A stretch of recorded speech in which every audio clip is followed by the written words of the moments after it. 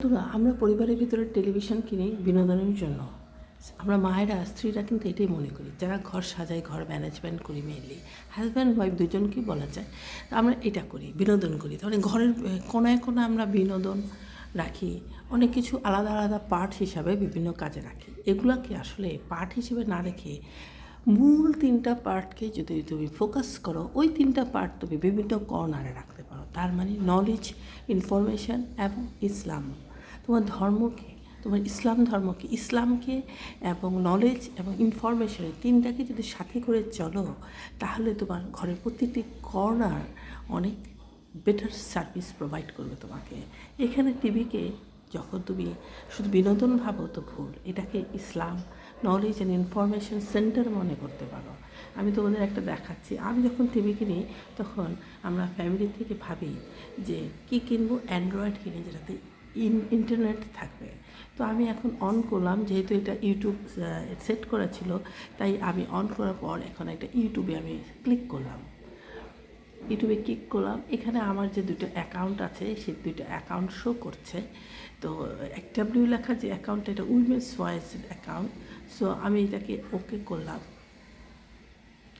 ওকে করার পরে এখানে দেখো তোমরা, আমি কিন্তু ফোনটা যখন টিভিটা কিনেছি অ্যান্ড্রয়েড টিভি কিনেছি, এটা সনি ব্রাভিয়া। তো এটা যখন আমি কিনেছি, এটা 42 কি 43 ইঞ্চি হবে এরকম ছিল, দুইটার একটা, আমার ঠিক মনে আসছে না। সো এখান থেকে তোমরা, আমি এখন অ্যান্ড্রয়েড টিভি কিনেছিলাম ইন্টারনেট কানেক্ট করার জন্য। সো এটা সনি ব্রাভিয়া। তো আমি অ্যান্ড্রয়েডে ইউটিউবটা আমি সেট করে নিই টিভি কেনার পরে। সেট করে নিলে পরে আমি এটাতে সূরাগুলি যাতে আমি দেখতে পারি। তোমরা জানো যে সূরা বাকারাটা কিন্তু খুবই ইম্পর্টেন্ট। তো আমি সার্চে এখানে ওকে দেই, তো সহজে আমি পেয়ে যাব। এখানে আমি লিখতে পারি যে বাকারা। তো বাকারা লিখতে হলে আমি এখানে দেখি বাকারা দিয়ে আসে কি না। আমার কিন্তু এটা যেহেতু প্রায় দেখি, সেহেতু এটা এখানে আছে। কিন্তু অনেক পলিটিক্যাল নিউজ দেখি, ইন্টারন্যাশনাল পলিটিক্স, এখন সবাই যুদ্ধ দেখে। সো আমি তাই দেখছি, তাই ওটা একটু পিছিয়ে পড়ে গেছে, দেখাচ্ছি তোমাদের আমি।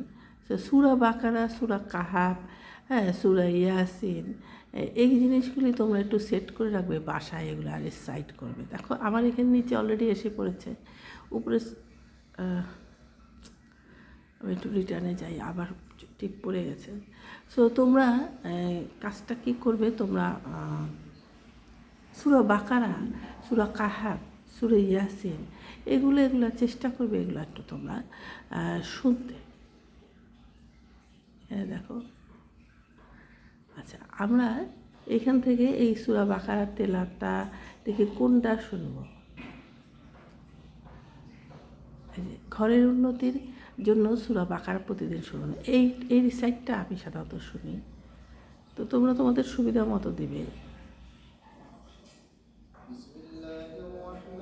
দেখো এসে পড়লো, এটা আমি 18 বা 16তে সেট করবে। খুব একটা জোরে দেওয়ার নিয়ম নাই, ঘরের খুব একটা বাইরে যেতে হবে না, তোমার ঘরের ভিতরে হলেই হবে। 16 দিলাম। এটা দিয়ে তুমি রান্নার কাজ করতে পারো, ঘরটা বন্ধ হয়ে গেল সবার জন্য, ঠিক আছে? তো এরকম ঘরের কর্নার, এটা ইসলাম, নলেজ এবং রিলিজিয়ন, নলেজ, ইনফরমেশন এবং ইসলামকে সাথে করো। ঘরের প্রতিটি কোণা তুমি নলেজ, ইনফরমেশন এবং ইসলামের সোর্স হিসাবে রাখো, দেখবে অনেক কাজে দেবে। আর কী কর্নার এই নলেজ, ইনফরমেশন এবং ইসলামের সোর্স করা যায় ঘরের ভিতরে, এটা আমি পরবর্তী ভিডিওতে দেখাবো। এই উপকারটা পরিবারের সবাই পাবে। তোমার সন্তানরা সঠিকভাবে মানুষ হবে, স্বামী স্ত্রীর মধ্যে সুন্দর সম্পর্ক থাকবে, ঘরের উন্নতি হবে। ভালো থাকো। কথাটা মনে রেখো, নলেজ, ইনফরমেশন অ্যান্ড ইসলাম তিনটার সোর্স হিসেবে ঘরের উপাদানগুলোকে রাখো।